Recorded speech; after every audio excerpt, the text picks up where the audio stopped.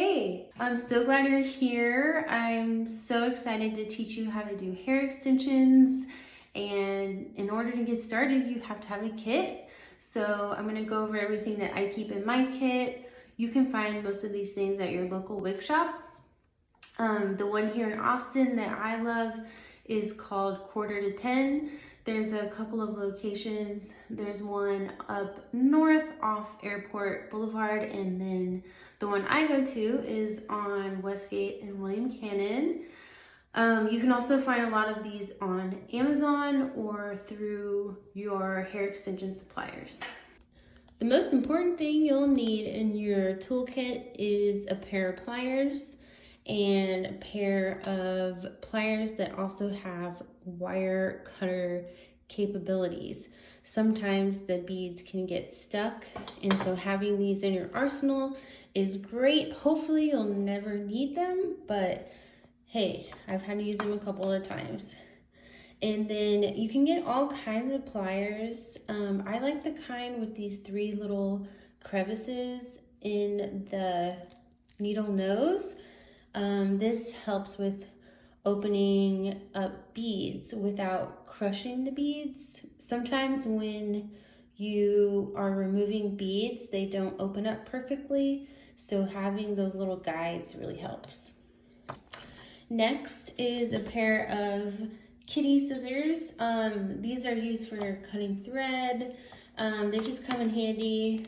Sometimes you want to use your real scissors, so that's important. Kit, you can find these at Hobby Lobby or Michael's or heck, even, I don't know, Target. So you're gonna want some crocodile clips for sectioning.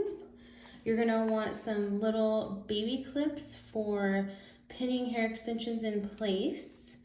You're going to want one of these. So this is a looper, and this, you wanna keep like 4 or 5 of these on hand. You wanna have these preloaded with blonde. You want another one with brown, another one with dark brown, another one with black. That way, whenever your client comes in, you're ready to go. You don't have to spend time loading these up.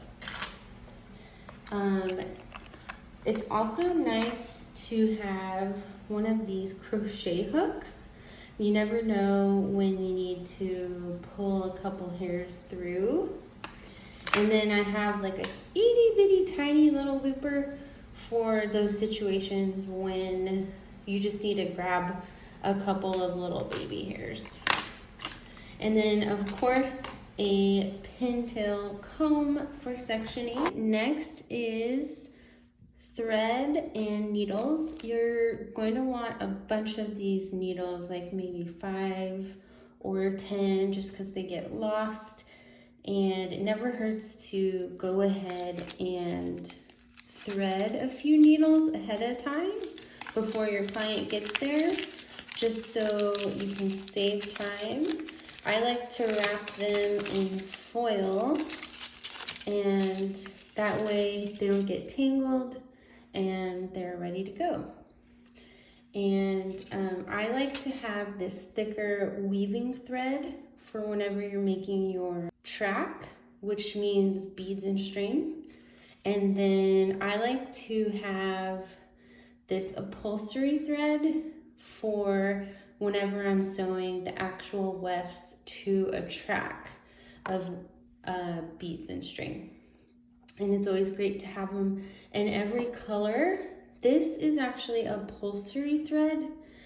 The reason a lot of extension people like it is because it stays tied really well. This thicker string doesn't stay in a knot very well, but it's nice and thick for laying down a track. And these are almost invisible.